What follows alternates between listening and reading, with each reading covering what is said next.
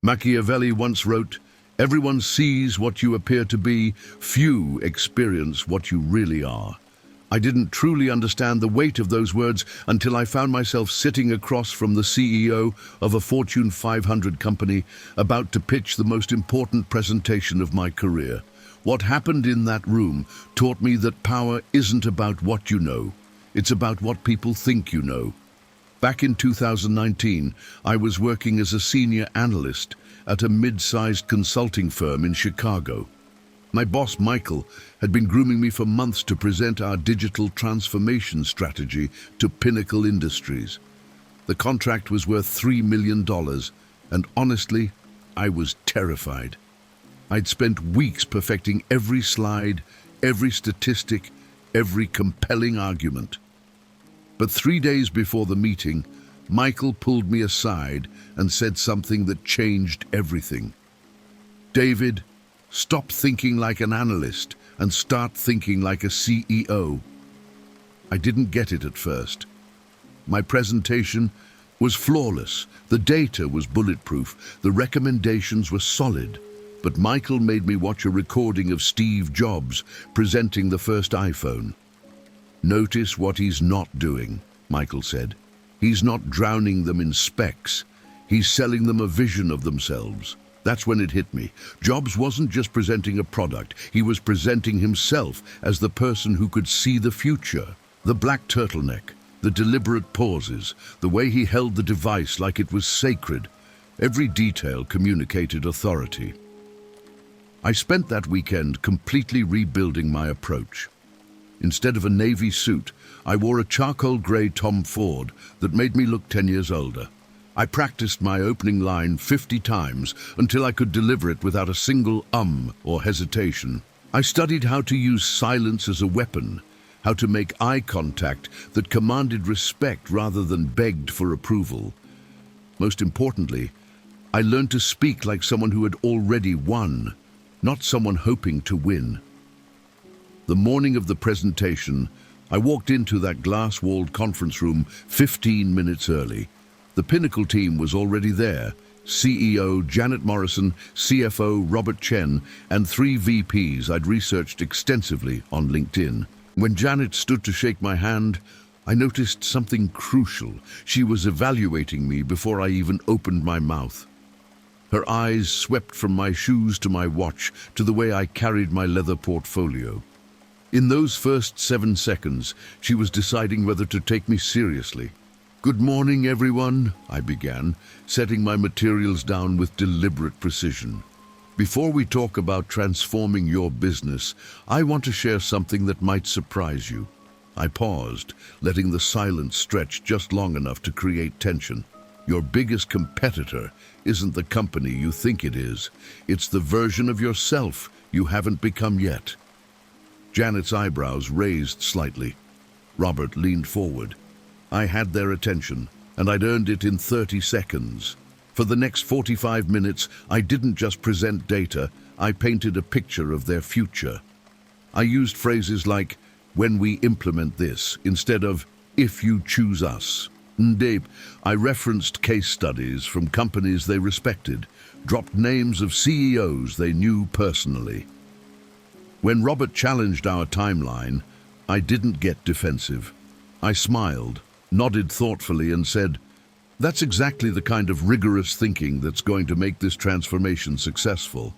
I turned his skepticism into validation of his intelligence. But here's what really sealed the deal. Halfway through, Janet's assistant brought in coffee. While everyone else fumbled with cream and sugar, I continued presenting seamlessly, gesturing with one hand while sipping from my cup with the other. It was a small thing, but it communicated something powerful, that I was completely comfortable in high-stakes environments. Later, Janet told me that moment convinced her I could handle their board of directors. 3 weeks later, we got the contract. But the real lesson came 6 months after that, when I watched a brilliant analyst named Sarah pitch to a different client. Her data was better than mine had been, her recommendations more innovative, but she walked in looking apologetic, started with, I hope you'll find this useful," and spoke like she was asking permission to be there. The client barely looked up from their phones. Sarah's competence was invisible because her presence was forgettable. That's when I realized Machiavelli's genius. He understood that human beings make decisions with their emotions first, then justify with logic later. The client doesn't buy your strategy, they buy their confidence in you. Your appearance, your presence, your ability to command a room. These aren't superficial add-ons to your expertise. They're the delivery system that makes your expertise accessible to others.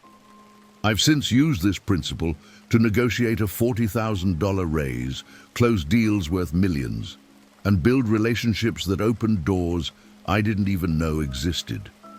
But mastering your image is just the beginning.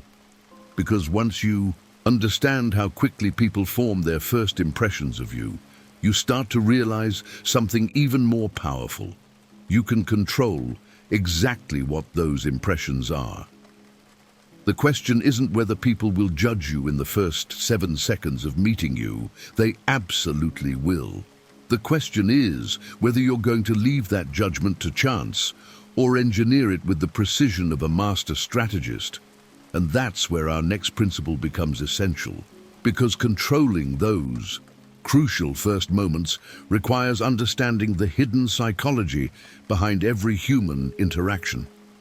Machiavelli understood that men judge generally more by the eye than by the hand, for everyone can see and few can feel. But I learned just how ruthlessly true this is during a job interview that should have been mine to lose. Walking into that Manhattan office building on a rainy Tuesday morning in March 2020, I thought my MIT degree and 5 years at Goldman Sachs would speak for themselves. I was dead wrong. The position was head of strategy at a fintech startup called Nexus Capital. I'd been recruited by their headhunter. My resume had impressed the founders, and my phone interviews went perfectly. On paper, I was the obvious choice.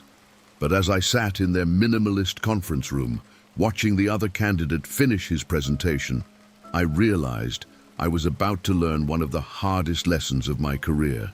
His name was Marcus, and technically speaking, he shouldn't have stood a chance against me. His background was solid but unremarkable. State school, mid-tier consulting firm, no blue-chip experience. But when he walked into that room, something shifted. He moved like he owned the space, made eye contact with each person individually before sitting down, and placed his materials on the table with the kind of deliberate confidence that made you lean forward. "Good afternoon, everyone," Marcus began, his voice carrying just enough warmth to feel personal, but enough authority to command attention. He didn't rush into his presentation. Instead, he spent 30 seconds scanning the room, nodding slightly as if he was already formulating solutions to problems they hadn't even mentioned yet. Meanwhile, I was frantically reviewing my notes, suddenly feeling underprepared despite months of preparation. When it was my turn, I walked in with what I thought was confidence but now realize was desperation disguised as professionalism. I immediately launched into my credentials, the MIT degree, the Goldman experience, the deals I'd closed. But I could see it in their faces within the first minute. They'd already categorized me. Smart guy, impressive resume, but somehow forgettable. I was selling my past while Marcus had sold them their future. The difference wasn't in what we said. It was in who we appeared to be when we said it. Marcus carried himself like someone who'd already succeeded in the role, while I sounded like someone trying to convince them I could. He used phrases like, "when we scale this platform," and "the team will need to adapt to rapid growth." I kept saying, "I believe," and "I would recommend." He spoke like an insider. I spoke like an outsider hoping to get in. 3 days later, I got the rejection call. "You're incredibly qualified," the CEO told me, "but we felt Marcus was a better cultural fit." Cultural fit? That's corporate speak for "we liked him better, but we can't legally say that." It stung because I knew it was true. In those crucial first moments, Marcus had made them feel confident about their decision, while I'd made them think about whether they were making the right choice. But here's where the story gets interesting. 6 months later, I ran into Marcus at a tech conference in Austin. Over drinks, he admitted something that floored me. That Nexus interview was the most terrified I'd ever been, he said. I spent the entire weekend before practicing my entrance, my handshake, even how I would sit down. I knew you had better credentials, so I had to win in the first 30 seconds or I was done. That conversation changed everything for me. Marcus hadn't stumbled into that commanding presence. He'd engineered it. He understood something I'd missed completely. Competence without presence is invisible, but presence without competence is eventually exposed. The key is having both, but leading with presence, because that's what gets you in the room where competence can shine. I started studying how successful people manage those critical first moments. I watched TED Talks with the sound off to analyze body language. I practiced my introduction in mirrors, timing my pauses, perfecting my eye contact. I learned that confidence isn't something you feel, it's something you perform until it becomes real. Most importantly, I realized that everyone else was making the same snap judgments about me that I was making about them. The next major interview I had was with Meridian Ventures in San Francisco. This time, I arrived early and spent 10 minutes in the lobby observing the culture. I noticed the casual but expensive dress code, the way people greeted each other, the energy level. When I walked into that conference room, I matched their vibe perfectly. I didn't just answer their questions, I had a conversation with them. I got the job and later learned I'd beaten out 3 candidates with better credentials. But mastering first impressions is just the beginning, because once you understand how quickly people size you up, you start to notice something even more sophisticated at play. The most successful people don't just control how they're perceived. They construct entire architectures of credibility that make others want to believe in them. And that's a much deeper game than simply making a good first impression. Machiavelli wrote that a prince ought to inspire fear in such a way that if he does not win love, he avoids hatred. What he really meant was that respect is built on perception, not just performance. I discovered this the hard way when I realized that being good at something and being seen as good at something are 2 completely different skills, and the second one is often more important than the first.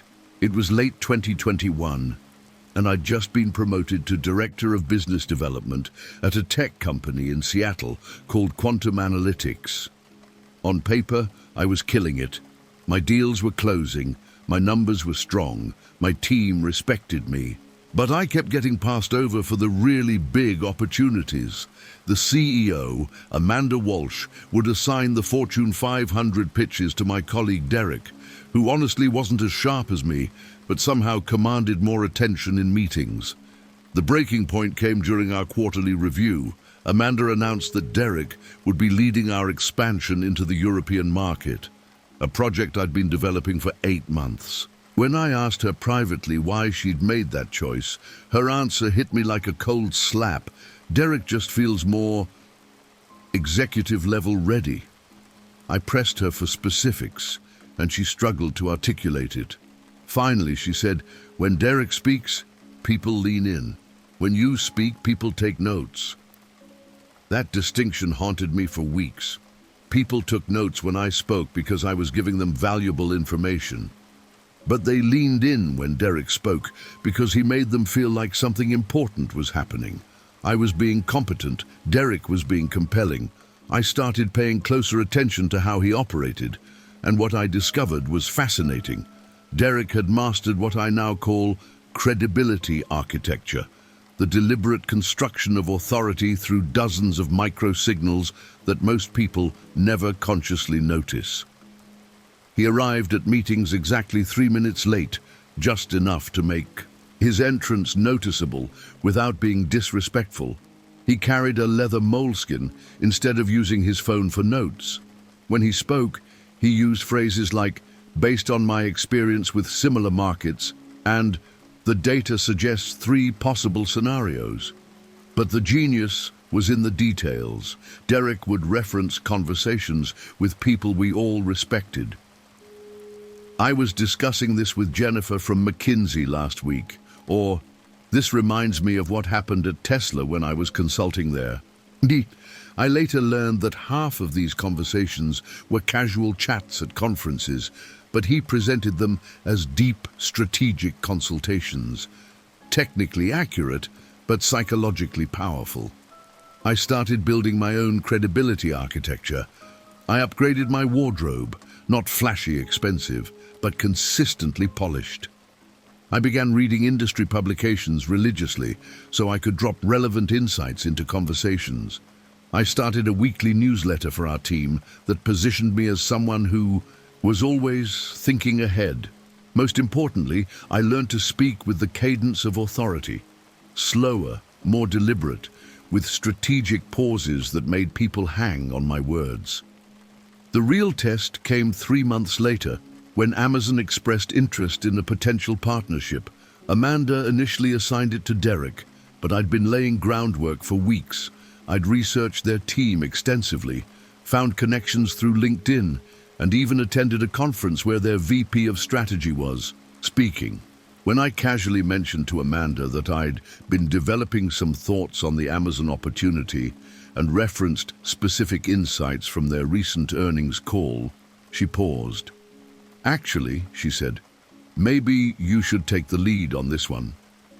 That single sentence represented a complete shift in how she perceived my capabilities. Nothing about my actual skills had changed, but everything about how I presented those skills had evolved. I'd learned to package my competence in a way that felt effortless and authoritative rather than eager and analytical. The Amazon deal closed 6 weeks later for $12 million, the largest partnership in our company's history. But more importantly, it established a new pattern. Amanda started coming to me for strategic advice, introducing me to board members as her go-to person for complex deals, and including me in conversations that had previously been Derek's domain. I'd broken through the invisible ceiling that separates competent performers from perceived leaders. Derek, by the way, handled it with remarkable grace. Over coffee one afternoon, he told me something I'll never forget. The hardest part about building credibility isn't learning to do it. It's accepting that you have to do it at all. Most smart people resist playing this game because they think their work should speak for itself. But in the real world, your work can only speak as loudly as your ability to amplify it. And that conversation crystallized something crucial for me. Credibility isn't about manipulation or fake authority. It's about becoming fluent in the language of influence that every successful person speaks. It's about understanding that perception shapes opportunity, and opportunity shapes reality. Once you accept that dynamic, you can start using it strategically instead of being confused by it. But building credibility is just one piece of a larger puzzle. Because once people start taking you seriously, you realize that true influence comes from something even more nuanced, understanding exactly when to reveal your depth and when to maintain an air of mystery. And that balance between transparency and intrigue is where real power begins. Machiavelli observed that since love and fear can hardly exist together, if we must choose between them, it is far safer to be feared than loved. But what he really understood was that authentic power comes from controlling which version of your authentic self people experience. I learned this lesson during the most vulnerable period of my life, when everything I thought I knew about being genuine was turned completely upside down. It was spring of 2018, and I was going through a brutal divorce that had left me emotionally raw and professionally scattered. My wife of 7 years, Caroline, had left me for her yoga instructor, a cliché so painful it felt like a cruel joke. I was 34 years old, starting over, and honestly didn't know who I was anymore. My confidence was shattered, my routine was destroyed, and I was walking around feeling like an exposed nerve. The old me would have hidden this mess completely, put on a brave face, and pretended everything was fine. But I was so exhausted from pretending that I decided to try something radical, being honest about what I was going through. Not dramatically honest, not attention-seeking honest, but strategically vulnerable in a way that actually drew people closer instead of pushing them away. It started small. When my colleague Jennifer asked how I was doing, instead of saying, "Fine," I said, "Honestly, I'm rebuilding my life from scratch, and it's terrifying but also kind of exciting." She stopped walking and really looked at me. "That takes incredible courage," she said. "Most people would just say they're fine and suffer in silence." That 30-second conversation changed our entire professional relationship. I began experimenting with what I called calculated authenticity, sharing real struggles and uncertainties, but choosing carefully which ones and how I framed them. When our team was struggling with a difficult client, instead of pretending I had all the answers, I said, "I've been thinking about this for days, and I'm genuinely not sure what the best approach is. What am I missing?" The room's energy shifted immediately. People started contributing ideas instead of waiting for directions. The breakthrough came during a company retreat in Napa Valley that fall. Our CEO, Robert Chen, was pushing us to be more innovative, but everyone was giving safe, predictable responses. During the afternoon session, I raised my hand and said, "Can I be honest about something? I think we're all too afraid of looking stupid to say what we're really thinking. I know I am." The room went silent for a moment, then Robert started laughing. "Thank God someone finally said it," he said. "David's right. We're all performing confidence instead of actually being confident." That comment unlocked something in the group. For the next 2 hours, we had the most productive brainstorming session in company history. Ideas were flying, people were building on each other's thoughts, and the energy was electric. All because I'd admitted what everyone was feeling, but nobody was saying. But here's the crucial part. My vulnerability wasn't weakness disguised as strength. It was strength confident enough to show selected weaknesses. I didn't share everything. I didn't mention the nights I couldn't sleep, or the panic, attacks in grocery stores, or how I'd sometimes sit in my car outside my empty apartment because I couldn't bear to go inside. That would have been authentic, but destructive. Instead, I shared struggles that positioned me as someone who was thoughtful, self-aware, and resilient. I'm learning to cook for one person again, instead of "I'm falling apart." I'm discovering what I actually want instead of what I thought I should want, rather than "I have no idea who I am anymore." Same truth, different packaging, same authenticity, strategic presentation. 6 months later, Robert promoted me to VP of Innovation, a role that hadn't existed before they created it for me. "You've become someone people trust with their real thoughts," he told me. "That's incredibly rare and incredibly valuable." The irony wasn't lost on me.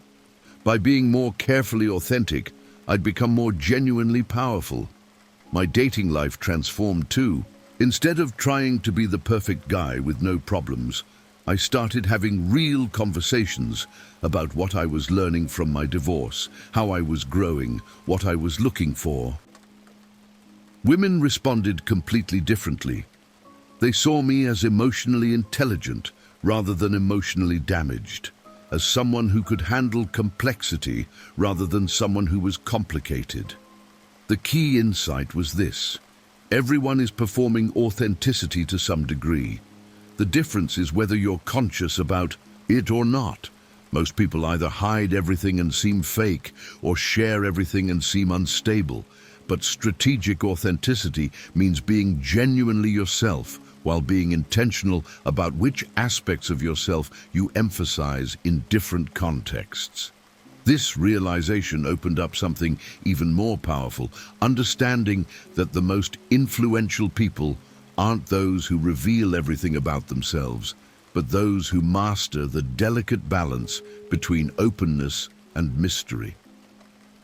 Because while authenticity builds connection, a certain amount of intrigue keeps people engaged and interested in discovering more about who you really are. Machiavelli understood that it is not titles that honor men, but men that honor titles.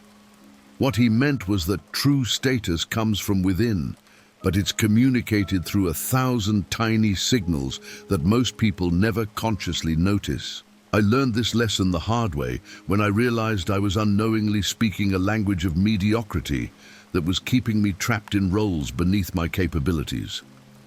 The wake-up call came during a client dinner in downtown Chicago back in November 2019. I was representing our consulting firm in a pitch meeting with Meridian Financial, and everything seemed to be going well. My presentation had been solid, the numbers were compelling, and the client seemed engaged. But as we moved to the restaurant, I noticed something that made my stomach drop. I was the only person at the table wearing a suit from Men's Warehouse. It sounds superficial, but hear me out. The Meridian team was wearing what I later learned were custom suits that probably cost more than my monthly rent.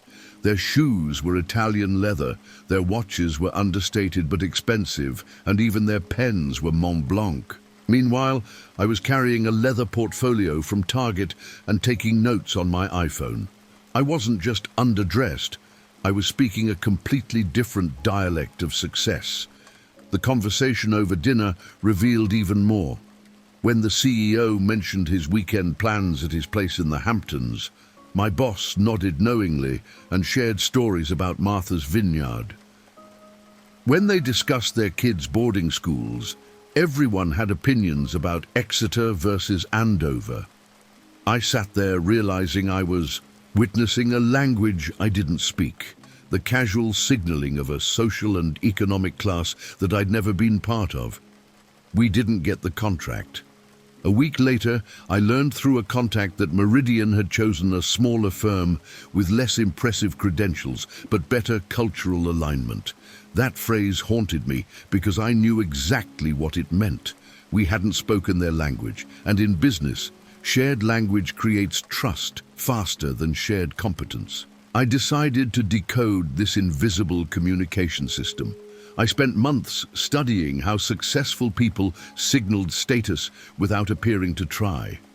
I learned that the most powerful signals weren't the obvious ones, not the flashy watch or the designer logo, but the subtle indicators that suggested effortless sophistication. The right brand of laptop, the way you held your coffee cup, whether you said meeting or appointment. The transformation started with small investments that had disproportionate impact. I bought one excellent suit instead of 3 mediocre ones. I switched from a plastic water bottle to a sleek metal one. I started reading the Wall Street Journal, not just for information, but to understand the cultural references that appeared in high-level conversations. I learned to distinguish between brands that screamed, "trying too hard," and those that whispered, "arrived." But the real breakthrough came when I understood that status signaling works both ways. It's not just about impressing people above you, but about being recognized by your peers. At a networking event in San Francisco 6 months later, I was introduced to Marcus Rodriguez, a venture capital partner who'd made his fortune in early-stage tech investments. Within 5 minutes of conversation, he'd identified my watch, complimented my choice of hotel, and asked where I'd gotten my business cards printed. "You get it," he said with a knowing smile. "Most people think status is about showing off wealth, but real status is about demonstrating that you understand quality without needing to announce it." That conversation led to a partnership that brought our firm $2 million in new business over the next year. Marcus later told me that he'd been watching how I interacted with the bartender, how I ordered my drink, and how I positioned myself in the room before he even started talking to me. The psychology behind this fascinated me. Humans evolved in small groups where status signals meant survival, knowing who had resources, who had connections, who could be trusted with important information.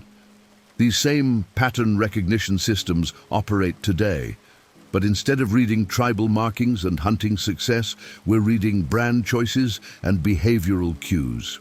I started applying this understanding strategically. Before important meetings, I'd research not just the business context, but the cultural context. What kind of restaurants they frequented, what conferences they attended, what publications they read. Not to fake being someone I wasn't, but to ensure I could communicate fluently in their preferred dialect of success. The results were dramatic. Within 18 months, I doubled my income and started getting invited to conversations I'd never been part of before. But more importantly, I'd gained access to a network of people who operated at a level I'd previously only observed from the outside. I wasn't changing who I was. I was learning to present who I was in a language that powerful people could understand. This realization led to something even more profound. Understanding that status is just the entry fee to influence. Once you're fluent in these silent signals, you gain access to rooms where real power is exercised not through displays of status, but through the much more subtle art of commanding presence even when you're not trying to impress anyone at all. Machiavelli wrote that a wise ruler ought never to keep faith when by doing so it would be against his interests. What he understood was that true power lies not in constant action, but in the strategic use of restraint. I discovered this principle during the most high-stakes negotiation of my career, when staying silent almost cost me everything, and then saved everything. It was February 2020, just before the world changed forever. I was sitting across from Rebecca Martinez, the CEO of Cascade Technologies, in her corner office overlooking downtown Portland. We'd been negotiating a partnership deal for 3 months, and this was supposed to be the final meeting where we'd shake hands on a contract worth $4.5 million to my company. Instead, Rebecca had just thrown me a curveball that left me speechless. "I'm going to be honest with you, David," she said, leaning back in her chair with a slight smile that didn't reach her eyes. "We've decided to go with Sterling Consulting instead. They came in 20% under your price, and frankly, they seem hungrier for our business." My heart started racing. Sterling was our biggest competitor, and losing this deal would mean laying off half my team. Every instinct I had was screaming at me to fight back, to argue, to explain why we were worth the premium. But something stopped me. Maybe it was exhaustion, maybe it was shock. But instead of launching into a desperate sales pitch, I just sat there. I took a slow breath, maintained eye contact, and said absolutely nothing. The silence stretched for what felt like an eternity, but was probably only 15 seconds. Rebecca's confident expression started to shift slightly. She shifted in her chair, glanced at her papers, then looked back at me with something that looked almost like uncertainty. "Unless," she continued, her voice carrying a slight edge that hadn't been there before, "you have something else to bring to the table." That's when I realized what had just happened. My silence hadn't communicated defeat. It had communicated that I knew something she didn't. By not rushing to fill the uncomfortable pause, I'd accidentally created the impression that I was calculating my next move rather than scrambling to save a lost cause. I leaned forward slightly, never breaking eye contact, and spoke in a voice that was quieter than my normal speaking tone. "Rebecca, I appreciate your directness. Sterling is a solid firm, and I understand the appeal of a lower price point." Another pause. I could see her leaning in almost imperceptibly. "The question isn't whether we're more expensive. The question is whether you can afford to get this implementation wrong." What followed was the most controlled conversation of my professional life. Instead of my usual rapid-fire presentation style, I spoke slowly, deliberately. When Rebecca raised objections, I didn't immediately counter them. I'd pause, nod thoughtfully, then respond in a way that acknowledged her concern while reframing the entire discussion. "That's exactly what I'd be thinking in your position," became my go-to phrase. The turning point came when Rebecca mentioned her board's concern about our timeline. Instead of defending our schedule, I said, "Your board is asking the right questions. Timeline anxiety usually means they've seen implementations go wrong before." I paused, letting that sink in. What if I told you that our longer timeline isn't a bug, it's a feature? That we've learned that rushing this kind of transformation is what causes the failures your board is worried about? Rebecca's posture changed completely. She stopped looking at me like someone trying to sell her something and started looking at me like someone who might have answers to problems she hadn't even articulated yet. The energy in the room shifted from adversarial to collaborative. By the end of that 2-hour conversation, we'd not only saved the original deal, we'd expanded it to include a second phase worth an additional $2 million. Walking out of that building, I realized I'd stumbled onto something powerful. My natural tendency was to fill every silence, to over-explain, to try to control conversations through volume of information. But real control came from understanding that silence creates space for the other person to convince themselves. When I stopped talking, Rebecca started thinking. When I stopped pushing, she started pulling. I started experimenting with this principle in smaller situations. During team meetings, instead of immediately jumping in with solutions, I'd let uncomfortable silences stretch until someone else spoke first. In client calls, I'd ask a probing question and then genuinely wait for the answer instead of elaborating on the question. The results were consistently surprising. People would reveal much, more than they intended to, and they'd often talk themselves into conclusions I'd been trying to guide them toward. The psychological principle behind this is fascinating. When someone speaks and you don't immediately respond, their brain assumes you're processing something important. Silence from a confident person is interpreted as thoughtfulness, while silence from an insecure person is interpreted as awkwardness. The key is projecting calm certainty while saying nothing at all. But mastering controlled presence was just the beginning of understanding a larger truth about influence.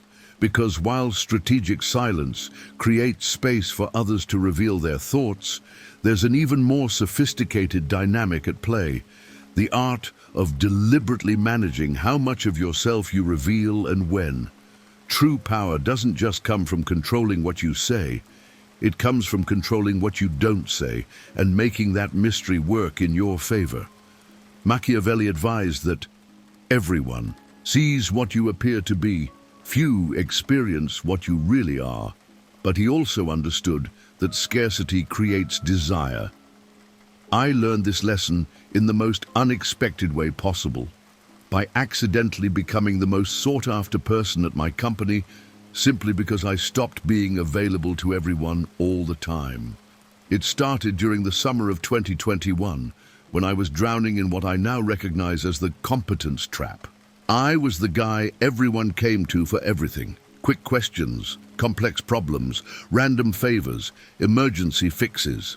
My calendar was booked solid, my phone buzzed constantly, and I felt important because I was needed. But during our mid-year reviews, my boss Sarah delivered feedback that stopped me cold. "David, you're incredibly valuable to this team, but I worry you're spread too thin to be strategic." The irony hit me immediately. By being available for everything, I'd made myself unavailable for the things that actually mattered. I was the person people called when they needed something done, but never the person they called when they needed something decided. I'd confused being busy with being important, and my constant availability had actually decreased my perceived value. The shift started small. I began batching my email responses instead of replying immediately to every message. I stopped taking meetings that didn't have clear agendas. When people asked for quick calls, I'd suggest specific 30-minute blocks later in the week instead of dropping everything right then. The initial reaction was interesting. Some people seemed almost offended that I wasn't instantly accessible anymore, but something fascinating began to happen. When I did respond to emails, people paid more attention to what I said. When I did take meetings, they came more prepared. When I offered opinions, they carried more weight. By becoming slightly less available, I'd inadvertently made my input more valuable. It was basic economics, supply and demand, applied to professional relationships. The real test came during a crisis in October. Our biggest client, Pinnacle Industries, was threatening to pull their contract after a data security incident. Everyone was panicking, calling emergency meetings, sending urgent emails. The old me would have jumped into the chaos immediately. Instead, I spent 3 hours researching their business, understanding their actual concerns, and developing a comprehensive response strategy. When I finally joined the crisis calls, I didn't apologize for being late to the party. I simply said, "I've been analyzing their situation, and I think I understand what they really need from us." The room went quiet. For the next 20 minutes, I laid out a plan that addressed not just the immediate problem, but the underlying trust issues that had made this crisis possible. We saved the account, and more importantly, I'd established myself as someone who thought strategically rather than reactively. The psychology behind this is counterintuitive but powerful. When someone is always available, their time appears to have no value. When someone is selectively available, their time appears precious. When someone is mysterious about their schedule or projects, others assume they must be working on something important. It's not manipulation, it's understanding that perception shapes reality in professional relationships. I started applying this principle more deliberately. I'd mentioned being tied up with a special project without elaborating on what it was. I'd declined certain invitations by saying I had prior commitments without specifying whether that was a board meeting or a dentist appointment. I'd share partial updates on my work, enough to intrigue, not enough to satisfy complete curiosity. The results were remarkable. Within 6 months, I went from being the reliable workhorse to being the strategic consultant everyone wanted access to. My salary increased by 35% during our next review cycle. More importantly, I started getting invited to conversations about the company's future direction, instead of just being asked to execute plans others had made. But the most surprising change was in my personal relationships. When I stopped being the friend who was always immediately available for every coffee date, dinner plan, or emotional crisis, my friendships actually deepened. People started making more effort to spend quality time with me because they couldn't take my availability for granted. Scarcity had created appreciation. The key insight was learning to distinguish between being helpful and being available. The most influential people I knew were generous with their expertise, but protective of their time. They'd give you their full attention when they chose to engage, but they chose when and how to engage. They understood that constant availability is actually a form of self-devaluation. This realization opened up an even more sophisticated understanding of influence. That mystery isn't about being secretive or aloof, but about understanding that some information is more powerful when it's partially revealed rather than completely explained. The art isn't in hiding who you are, but in controlling the pace at which others discover your depth and capabilities. Machiavelli wrote that the lion cannot protect himself from traps, and the fox cannot defend himself from wolves. One must therefore be a fox to recognize traps and a lion to frighten wolves. What he meant was that competence without the ability to display it is useless, while the appearance of competence without substance is eventually exposed. I learned this balance the hard way when I realized that being smart and seeming smart are two completely different skill sets. The moment of truth came. during a board presentation in Dallas back in March 2022. I was representing our tech startup at a crucial Series B funding round, and everything was riding on this pitch. We needed $8 million to scale our platform, and the investors in that room could make or break our company's future. I'd spent weeks perfecting our financial projections, market analysis, and growth strategy. On paper, I was completely prepared. But sitting across from those 7 investors, successful entrepreneurs who'd built and sold multiple companies, I realized that my MBA coursework hadn't taught me the most important lesson of all: how to communicate expertise in a language that other experts immediately recognize and respect. These weren't people who would be impressed by buzzwords or theoretical frameworks. They were looking for signals that I understood how business actually works. The first 20 minutes went fine. I presented our user metrics, explained our revenue model, and walked through our competitive landscape. But then Margaret Chen, a partner at Sequoia Capital, asked a question that stopped me cold. "David, this all looks good on slides, but tell me about a time when your assumptions were completely wrong and how you adapted." I froze. Not because I didn't have examples, but because I'd never learned how to tell stories that demonstrated practical wisdom. I gave what I thought was a thoughtful answer about pivoting our marketing strategy based on user feedback, but as I spoke, I could see something shift in the room. Margaret was nodding politely, but her eyes had that glassy look people get when they're mentally checking out. I was giving her information when she wanted insight. I was demonstrating analytical ability when she wanted evidence of judgment under pressure. The meeting ended cordially, but I knew we hadn't connected. A week later, we got the rejection email. Margaret's feedback was brutally honest. "Your team clearly knows your product, but we need founders who've learned to navigate uncertainty, not just analyze it." That phrase haunted me because I knew exactly what she meant. I'd presented myself as someone who could study markets, not someone who could create them. I spent the next 6 months completely rebuilding how I communicated competence. I started studying how successful entrepreneurs told their stories, not just what they'd accomplished, but how they framed their learning process. I noticed they didn't hide their mistakes. They transformed them into evidence of hard-won wisdom. They didn't just share data, they shared the human drama behind the data. The breakthrough came when I started following Reid Hoffman's advice about intelligent failures. Instead of presenting myself as someone who made good decisions, I learned to present myself as someone who made decisions well, who could process incomplete information, adapt quickly when wrong, and extract maximum learning from every outcome. That subtle shift changed everything about how I communicated my value. When we went back to investors 6 months later, I told different stories.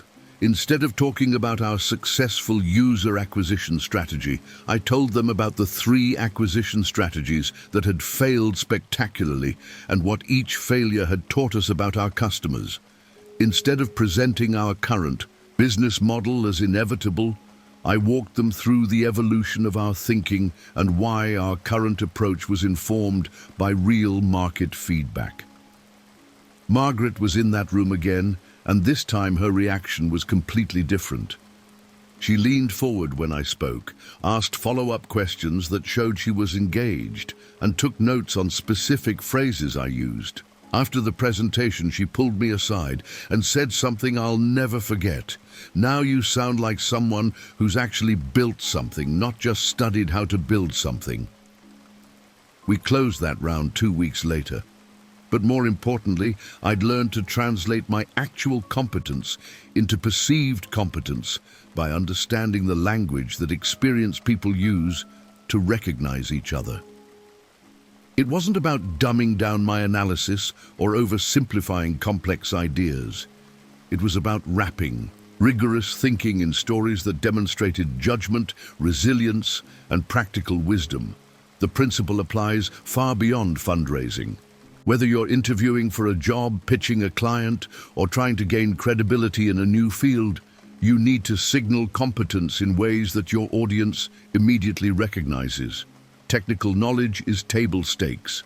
The differentiator is your ability to demonstrate that you've learned how to apply that knowledge in messy, real-world situations. This realization led me to understand something even more sophisticated about influence. That true expertise isn't just about knowing things or even appearing to know things. It's about understanding when to reveal your depth and when to maintain an element of strategic mystery that makes others want to discover more about what you're capable of achieving. Machiavelli observed that men are so simple and so ready to obey present necessities that one who deceives will always find those who allow themselves to be deceived. But what he really understood was that the most powerful deception isn't hiding your weaknesses. It's choosing which weaknesses to reveal and how to frame them as strengths. I discovered this during the darkest period of my professional life, when admitting failure became the key to my greatest success. It was October 2019, and I was 3 months into what should have been my dream job as VP of Product at a fintech startup called Zenith Pay. On paper, everything looked perfect. Great salary, equity package, opportunity to build something from scratch. But behind the scenes, I was drowning. Our product launch had been a disaster, user adoption was terrible, and I was making rookie mistakes that were costing the company hundreds of thousands of dollars. The breaking point came during our quarterly board meeting. CEO Jennifer Walsh was presenting our metrics to a room full of investors, and every number told the same story. The product I'd been hired to lead was failing spectacularly. As she clicked through slides showing declining user engagement and missed revenue targets, I felt every eye in the room turn toward me. I was the obvious scapegoat, and I knew it. The old me would have deflected, blamed market conditions, or buried the board in technical explanations about why our metrics didn't tell the whole story. Instead, I did something that surprised everyone, including myself.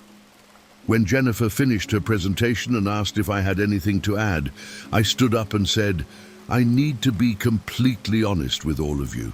I've made some significant mistakes in the past quarter, and I think you deserve to understand what went wrong and what I'm learning from it." The room went dead silent. Jennifer's eyes widened slightly. This clearly wasn't what she'd expected. But something about that moment felt liberating. For 3 months, I'd been pretending I had everything under control, while privately panicking about our metrics. The weight of that performance was exhausting, and I was tired of carrying it alone. When we launched, I assumed that users would immediately understand the value proposition because it seemed obvious to me, I continued. I was wrong. I designed for people like me, instead of designing for our actual customers. That's a classic product management mistake, and it's entirely on me. I paused, looking around the room. But here's what that failure taught me about our market that we couldn't have learned any other way. For the next 10 minutes, I walked them through every wrong assumption I'd made, and what each mistake had revealed about customer behavior, market dynamics, and competitive positioning. I didn't minimize the failures, but I transformed them into market intelligence. I admitted that our user onboarding was confusing, then explained how that confusion had led us to discover that our most engaged users were solving a completely different problem than we'd anticipated. The energy in the room shifted completely. Instead of looking at me like someone who'd screwed up, they started looking at me like someone who'd learned something valuable from screwing up. Board member David Kim, who'd been stone-faced during Jennifer's presentation, leaned forward and started asking detailed questions about customer segments we'd discovered through our failures. By the end of that conversation, we'd pivoted our entire product strategy based on insights I'd only gained by failing publicly and then being honest about what that failure had taught us. More importantly, I'd established myself as someone who could navigate uncertainty with intelligence and integrity, instead of just someone who could execute a plan when everything went according to expectations. The results were dramatic. Within 6 months, our revised product had achieved the user adoption numbers we'd originally projected for year 2. But the real transformation was in how the leadership team treated me. Jennifer started coming to me not just for product decisions, but for strategic advice on everything from hiring to fundraising. I'd become someone she trusted with hard problems because I'd proven I could face hard truths. The psychological principle behind this is fascinating. When you admit specific, intelligent failures, you're not showing weakness. You're demonstrating several forms of strength simultaneously. You're showing self-awareness, intellectual honesty, learning ability, and emotional resilience. You're proving that you can handle complexity and uncertainty without falling apart or pointing fingers. But the key is strategic selection. I didn't admit to being overwhelmed or insecure or out of my depth. I admitted to making specific tactical mistakes that had generated specific learning. I framed my vulnerability as evidence of intellectual rigor, not emotional fragility. I showed them a leader who could fail fast, learn faster, and adapt immediately. This experience taught me that vulnerability isn't the opposite of strength. It's a different form of strength that most people are too afraid to access. But there's an even more sophisticated dynamic at play here. Understanding that controlled transparency about your learning process actually creates more intrigue about your capabilities than pretending you never make mistakes. People want to follow leaders who are honest about their journey, not those who pretend the journey was easy. Machiavelli understood that the first method for estimating the intelligence of a ruler is to look at the men he has around him. What he really meant was that influence isn't just about what you say or do. It's about understanding the invisible choreography of every social interaction and learning to conduct that dance with precision. I learned this lesson during a networking event that changed my entire approach to building professional relationships. It was a tech industry mixer in Austin back in September 2020, hosted by the venture capital firm Highland Capital Partners. I'd flown in specifically for this event because I knew the guest list included some of the most influential people in the Southwest startup ecosystem. My company was preparing for our Series A round, and I needed to build relationships with potential investors and strategic partners. I thought I knew how to network, show up, introduce yourself, exchange business cards, follow up with LinkedIn connections. I was completely wrong. Within the first hour, I realized I was witnessing a masterclass in social influence that I didn't even know existed. While I was having polite conversations with whoever happened to be standing nearby, I watched a woman named Catherine Liu orchestrate the entire room like she was conducting a symphony. She wasn't the loudest person there or the most obvious networker, but somehow every important conversation seemed to orbit around her. Catherine's approach fascinated me. She arrived exactly 20 minutes after the official start time, late enough to make an entrance, but not so late as to miss the early connections. She positioned herself near the bar, not because she was drinking heavily, but because everyone eventually had to pass through that space. When she moved through the room, she did it with purpose, pausing at specific conversations for precisely the right amount of time before gracefully transitioning to the next group. What really caught my attention was her timing. Catherine never stayed in any conversation long enough to become trapped, but she stayed long enough to make a meaningful connection. I watched her spend exactly 4 minutes with Marcus Rodriguez from Sequoia Capital, just enough time to establish rapport and intrigue, without overstaying her welcome. As she moved away, I could see Marcus tracking her movement across the room. She'd created the perfect amount of engagement and mystery. The breakthrough moment came when I observed how she handled introductions. Instead of the typical, "nice to meet you, here's what I do" approach, Catherine would connect people to each other. She'd say things like, "Sarah, you need to meet David. He's solving exactly the customer acquisition problem you mentioned earlier." Suddenly, she wasn't just another person at the event. She was the person who made valuable things happen for other people. I started paying attention to the spatial dynamics she was managing. Catherine never stood with her back to the room, always positioned herself where she could see new arrivals and somehow managed to be visually accessible without appearing desperate for attention. When VIP guests arrived, she didn't rush over immediately like everyone else. She'd catch their eye from across the room, offer a subtle nod of acknowledgement, then continue her current conversation. The message was clear. "I see you, I respect your arrival, but I'm not needy for your attention." By the end of the evening, Catherine had spoken with every person I'd targeted for my own networking goals, plus several people I hadn't even identified as worth meeting. More importantly, she'd done it in a way that made each person feel like they'd discovered her rather than being pitched by her. When I finally introduced myself during the last 30 minutes of the event, she already knew who I was and what my company did. Other people had mentioned me to her throughout the night. 3 months later, when we were raising our Series A, Catherine connected us with 2 of the investors who ultimately led our round. But here's the remarkable part. She made those introductions feel effortless and natural, like she was simply helping friends find each other rather than conducting business development. That's when I realized that the highest level of networking doesn't feel like networking at all. It feels like curating valuable human connections. I started studying and practicing what I call social choreography, the art of understanding and directing the invisible dynamics that govern group interactions.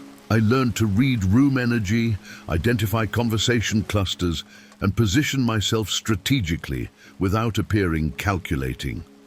Most importantly, I learned that influence in social settings comes from making other people feel more interesting and connected, not from making yourself the center of attention. The psychology behind this is profound. Humans are intensely social creatures who are constantly mapping relationships, hierarchies, and alliances within any group.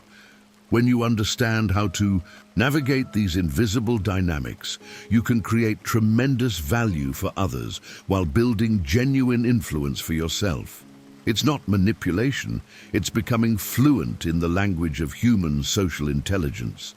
This experience taught me that true social influence operates like conducting an orchestra. It's about bringing out the best in every instrument while creating harmony that serves the entire performance. But mastering live social dynamics is just one piece of a larger puzzle, because in our digital age, the most lasting influence often comes from how you manage your presence and reputation in spaces where you're not physically present at all. Machiavelli wrote that since it is difficult to join them together, it is safer to be feared than to be loved when one of the two must be lacking. But in our digital age, I've learned that it's not about being feared or loved. It's about being found and being remembered correctly. Your digital reputation precedes you into every room, every interview, every opportunity. And I discovered this lesson when a single Google search almost cost me the biggest break of my career. It was January 2021, and I was in the final round of interviews for Chief Marketing Officer at Meridian Technologies, a fast-growing SaaS company in Seattle. The role was perfect, exactly the kind of opportunity I'd been building toward for 5 years. The interviews had gone incredibly well. The team chemistry felt right, and CEO Michael Chen had told my recruiter that I was their top choice. All that remained was final approval from their board of directors, which seemed like a formality. Then I got the call that changed everything. "David," Michael said, his voice carrying a tension I hadn't heard before. We need to talk about something that came up during our background research. My stomach dropped. I knew immediately what this was about, even though I'd hoped it would never surface. 3 years earlier, during a particularly ugly departure from my previous company, my former boss had posted some inflammatory comments about me on LinkedIn after I'd called out their unethical sales practices in a company-wide email. The LinkedIn post had been deleted within 24 hours after their legal team realized it could create liability issues. But the internet never forgets. Someone had screenshot the exchange and posted it on a professional discussion forum where it lived in digital perpetuity. When Meridian's board Googled my name plus my previous company, that forum thread was the third search result. Out of context, it looked like I was someone who created workplace drama and burned bridges with employers. I understand the situation, Michael continued, but Margaret Kim on our board is concerned about cultural fit. She thinks this indicates you might be difficult to work with. I felt 5 years of career building crumbling in real time. The irony was brutal. I was being judged for standing up against unethical practices, but the digital narrative made me look like the problem rather than the solution. That weekend, I made a decision that probably saved my career. Instead of trying to explain away the situation or hoping it would blow over, I took control of my digital narrative. I spent 48 hours conducting what I call reputation archaeology, systematically documenting every piece of my professional story that existed online and understanding how someone else might interpret it. The process was eye-opening. I discovered that my LinkedIn profile, while professionally written, told a generic story that could describe thousands of marketing executives. My company bio focused on achievements rather than character. My few published articles were technically competent but revealed nothing about my values or decision-making process. I had tons of professional competence documented online, but zero personality or depth. I started rebuilding my digital presence with surgical precision. I wrote a thoughtful LinkedIn article about ethical leadership in high-pressure environments, sharing specific examples of difficult decisions I'd made and why I'd made them. I participated in industry discussions in ways that demonstrated both expertise and integrity. I made sure that anyone researching me would find abundant evidence of my character, not just my credentials. But the real breakthrough came when I realized I needed to address the elephant in the room directly. I reached out to Michael and asked for 30 minutes to provide context about the previous situation. Instead of being defensive, I walked him through exactly what had happened, the ethical considerations involved, and the lessons I'd learned about handling difficult workplace situations more effectively. I made mistakes in how I communicated internally, I told him. I was right about the ethical issues, but I could have been smarter about building consensus before going public with my concerns. What I learned is that being right isn't enough. You have to be strategic about how you advocate for what's right. That conversation not only saved the job offer, but actually strengthened Michael's confidence in my judgment and self-awareness. 6 months into the role, Michael told me something that perfectly captures the power of digital reputation management. When we first found that forum post, I'll admit it was concerning, but when I researched deeper and saw how thoughtfully you'd represented yourself online since then, it actually became a positive. It showed me you could learn from difficult experiences and grow stronger because of them. The lesson was profound. Your digital reputation isn't just about avoiding negative content. It's about actively creating a narrative that demonstrates growth, character, and strategic thinking. In a world where everyone Googles everyone before important decisions, passive digital presence is professional suicide. You have to be the author of your own story, not just the subject of other people's opinions. This realization opened up something even larger. Understanding that in our hyper-connected world, Every interaction, every post, every digital trace contributes to a permanent performance of who you are. The question isn't whether people will judge you based on your online presence. They absolutely will. The question is whether you're going to curate that presence with the same intentionality you bring to everything else that matters in your professional life.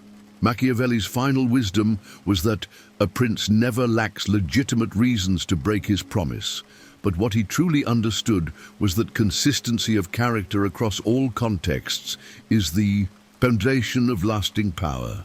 I learned this lesson when I realized that in our hyper-connected world, there's no such thing as being off stage. Every interaction, every moment, every choice contributes to a continuous performance of who you are, whether you're conscious of it or not.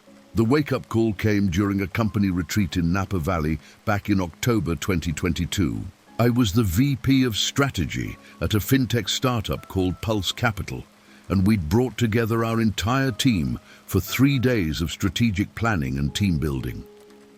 I thought I knew how to manage my professional image, polished during meetings, thoughtful during presentations, collaborative during brainstorming sessions. But what I didn't realize was that people were also watching how I treated the hotel staff, how I handled unexpected changes to our schedule, and how I behaved when I thought nobody important was paying attention. The moment that changed everything happened on the second evening. Our planned outdoor dinner got rained out, and we had to scramble to find indoor seating for 30 people at the last minute. While everyone else was complaining about the weather and the logistics nightmare, I found myself naturally stepping in to help coordinate with the restaurant manager, treating him with the same respect I'd show to our CEO, and even helping rearrange tables when the staff was overwhelmed. I didn't think anyone noticed. It just felt like the right thing to do. But 3 weeks later, during our quarterly reviews, CEO Amanda Walsh said something that floored me. "David, I've been watching how you operate in unstructured situations, and it tells me everything I need to know about your character. The way you handled that dinner crisis showed me leadership qualities that don't show up in PowerPoint presentations." That comment made me realize I'd been thinking about professional presence all wrong. I'd been treating it like a performance I could turn on and off. Professional David for meetings, casual David for social interactions, authentic David for personal time. But Amanda had been watching the transitions between those versions, and what she'd seen was consistency of values across all contexts, not just consistency of professional demeanor. I started paying attention to what I call integration moments. Those spaces between formal interactions where people's true character becomes visible. How do you respond when the Wi-Fi crashes during your big presentation? How do you treat the Uber driver when you're running late for an important meeting? How do you handle it when someone junior to you makes a mistake that affects your work? These moments reveal authenticity in ways that prepared presentations never can. The more I studied successful leaders, the more I realized they'd mastered what I call seamless authenticity, being genuinely themselves across all contexts while remaining strategically aware of how different audiences receive different aspects of their personality. They're not performing different characters, they're emphasizing different facets of their core identity depending on what each situation requires. This understanding transformed how I approached every interaction. Instead of code switching between different versions of myself, I learned to maintain consistent values while adapting my communication style to different audiences. The David who negotiated with clients used the same ethical framework as the David who managed team conflicts, just with different vocabulary and energy levels. The David who presented to investors shared the same strategic thinking process as the David who mentored junior employees, just packaged for different levels of context and complexity. The results were remarkable. Within 6 months, I went from being seen as a competent strategist to being viewed as someone with genuine leadership potential. Amanda started including me in conversations about succession planning and long-term company vision. Board members began asking for my input on decisions outside my official responsibilities. I'd become someone people trusted not just with tasks, but with judgment calls that required character as much as competence. But the real transformation happened in my personal relationships. When you stop compartmentalizing different versions of yourself, you become more integrated as a person. Friends started describing me as authentic in ways they never had before.